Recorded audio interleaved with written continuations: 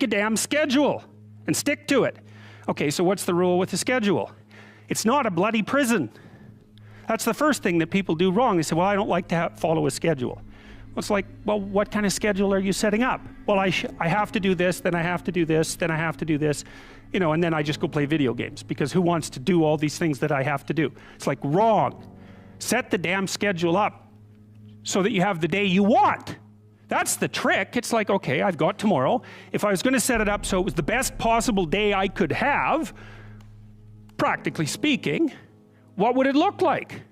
Well, then you schedule that, and obviously there's a bit of responsibility that's going to go along with that, because if you have any sense, one of the things that you're going to insist upon is that at the end of the day, you're not in worse shape than you were than at the beginning of the day, right? Because that's a stupid day. If you have a bunch of those in a row, you just dig, you know, you dig yourself a hole and then you bury yourself in it. It's like, sorry, that's just not a good strategy. It's a bad strategy. So maybe 20% of your day has to be responsibility and obligation, or maybe it's more than that, depending on how far behind you are. But even that, you can ask yourself, okay, well, I've got these responsibilities, I have to schedule the damn things in. What's the right ratio of responsibility to reward? And you can ask yourself that, just like you'd negotiate with someone who is working for you. It's like, okay, you got to work tomorrow. Okay, so I want you to work tomorrow. And you might say, okay, well, what are you going to do for me that makes it likely that I'll work for you? Well, you could ask yourself that, you know.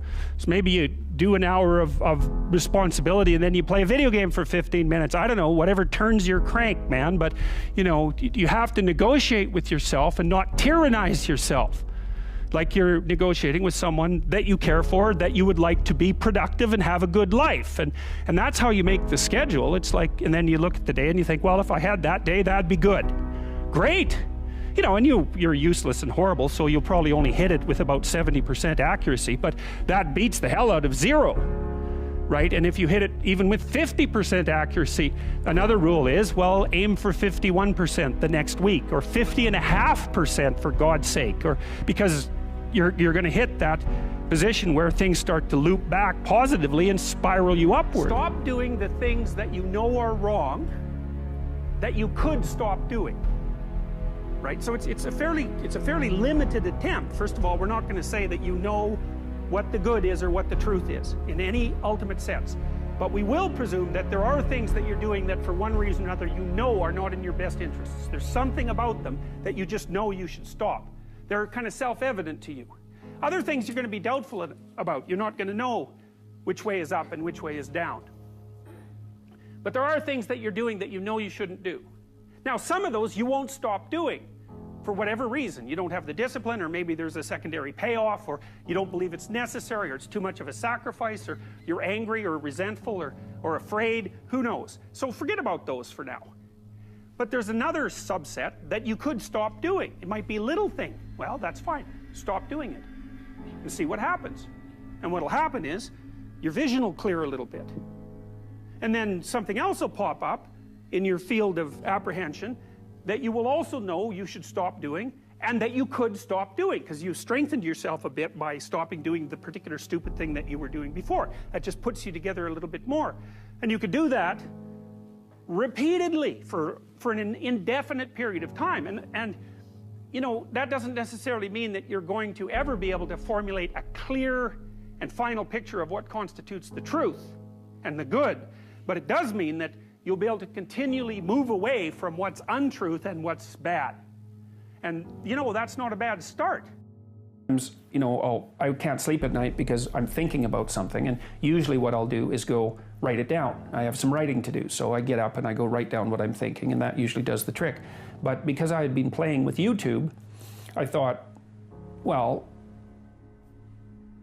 I'll try making YouTube video and telling people what I'm thinking about, and see if that performs the same function as writing. And to me, the function of writing, well, it's twofold. One is conceivably to communicate with people, although the fundamental purpose for me is to clarify my thoughts so that I know to, you know, because if something is disturbing you, what that means is that it needs to be articulated, it's the emergence of unexplored territory, something that disturbs you. That's the right way to think about it. It's unmapped territory that's manifesting itself. It's like a vista of threat and possibility, and you need to articulate a path through it. And so that's what I was doing. It's like I was thinking, well, this is bothering me, and this seems to be why, and here's what I think is going on, and so I made the videos, and in some sense, I didn't think anything more of it. You don't have to necessarily have done anything wrong for things to get completely out of control. It's a terrifying doctrine, but it's not a hopeless doctrine because it still says that there's a way forward, there's a pathway forward, and the pathway forward is to adopt a mode of being that has some nobility so that you can tolerate yourself and perhaps even have some respect for yourself as someone who's capable of standing up in the face of that terrible vulnerability and suffering, and that the pathway forward, as far as the existentialists are concerned, is by, well, certainly by the avoidance of deceit, particularly in language, but also by the adoption of responsibility for the conditions of existence and some attempt on your part to actually rectify them. And the thing that's so interesting about that is, well, two, as far as I'm concerned, and some of this is from clinical experience. You know, if you take people, and I've told you this, and you expose them voluntarily to things that they are avoiding and are afraid of, you know, that they know they need to overcome in order to meet their goals, their self-defined goals. If you can teach people to stand up in the face of the things they're afraid of, they get stronger. And you don't know what the upper limits to that are, because you might ask yourself, like, if for 10 years, if you didn't avoid doing what you knew you needed to do, by your own definitions, right, within the value structure that you've created to the degree that you've done that, what would you be like? Well, you know, there are remarkable people who come into the world from time to time, and there are people who do find out over decades-long periods what they could be like if they were who they were, if they spoke their being forward. And they get stronger and stronger and stronger, and we don't know the limits to that. We do not know the limits to that. And so you could say, well, in part, perhaps the reason that you're suffering unbearably can be left at your feet, because you're not everything you could be, and you know it. And of course, that's a terrible thing to admit, and it's a terrible thing to consider, but there's real promise in it, right? Because it means that perhaps there's another way that you could look at the world, and another way that you could act in the world. So what it would reflect back to you would be much better than what it reflects back to you now. My experience is with people that we're probably running at about 51% of our capacity. I mean, you can think about this yourselves. I often ask undergraduates how many hours a day you waste, or how many hours a week you waste. And the classic answer is something like 4 to 6 hours a day. You know, inefficient studying, watching things on YouTube that not only do you not want to watch, that you don't even care about, that make you feel horrible about watching after you're done. That's probably 4 hours right there. You know, you think, well, that's 25 hours a week, it's 100 hours a month, that's 2.5 full work weeks, it's half a year of work weeks per year. And if your time is worth $20 an hour, which is a radical underestimate, it's probably more like 50 if you think about it in terms of deferred wages. If you're wasting 20 hours a week, you're wasting $50,000 a year. And you are doing that right now. And it's because you're young, wasting $50,000 a year is a way bigger catastrophe than it would be for me to waste it, because I'm not going to last nearly as long. And so if your life isn't everything it could be, you could ask yourself, well, what would happen if you just stopped wasting the opportunities that are in front of you? You'd be who knows how much more efficient, 10 times more efficient, 20 times more efficient. That's the Pareto distribution. You have no idea how efficient people get. It's off the charts. Well, and if we all got our act together collectively and stopped making things worse, because that's another thing people do all the time. Not only do they not do what they should to make things better, they actively attempt to make things worse because they're spiteful or resentful or arrogant or deceitful or homicidal or genocidal, or all of those things all bundled together in an absolutely pathological package. If people stopped really, really trying just to make things worse, we have no idea how much better they would get just because of that. So there's this weird dynamic that's part of the existential system of ideas between human vulnerability, social judgment, both of which are major causes of suffering, and the failure of individuals to adopt the responsibility that they know they should adopt. It isn't merely that your fate depends on whether or not you get your act together and to what degree you decide that you're going to live out your own genuine being. It isn't only your fate, it's the fate of everyone that you're networked with. And so, you know, you think, well, there's 9 billion, 7 billion people in the world. We're going to peak at about 9 billion, by the way, and then it'll decline rapidly, but 7 billion people in the world, and who are you? You're just one little dust mote among that 7 billion, and so it really doesn't matter what you do or don't do, but that's simply not the case. It's the wrong model, because you're at the center of a network. You're a node in a network. Of course, that's even more true now that we have social media. You'll know 1,000 people, at least, over the course of your life. And they'll know 1,000 people each, and that puts you one person away from 1 million, and 2 persons away from 1 billion. And so that's how you're connected, and the things you do, they're like dropping a stone in a pond. The ripples move outward, and they affect things in ways that you can't fully comprehend, and it means that the things that you do and that you don't do are far more important than you think. And so if you act that way, of course, the terror of realizing that is that it actually starts to matter what you do. And you might say, well, that's better than living a meaningless existence. It's better for it to matter. But I mean, if you really asked yourself, would you be so sure if you had the choice? I can live with no responsibility whatsoever. The price I pay is that nothing matters. Or I can reverse it and everything matters. But I have to take the responsibility that's associated with that. It's not so obvious to me that people would take the meaningful path. You know, when you say, well, nihilists suffer dreadfully because there's no meaning in their life, and they still suffer. Yeah, but the advantage is they have no responsibility.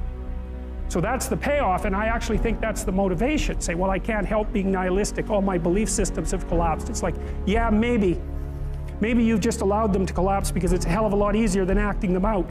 And the price you pay is some meaningless suffering, but you can always whine about that and people will feel sorry for you, and you have the option of taking the pathway of the martyr, so that's a pretty good deal, all things considered, especially when the alternative is to bear your burden properly and to live forthrightly in the world. Well, what Solzhenitsyn figured out, and so many people in the 20th century, it's not just him, even though he's the best example, is that if you live a pathological life, you pathologize your society.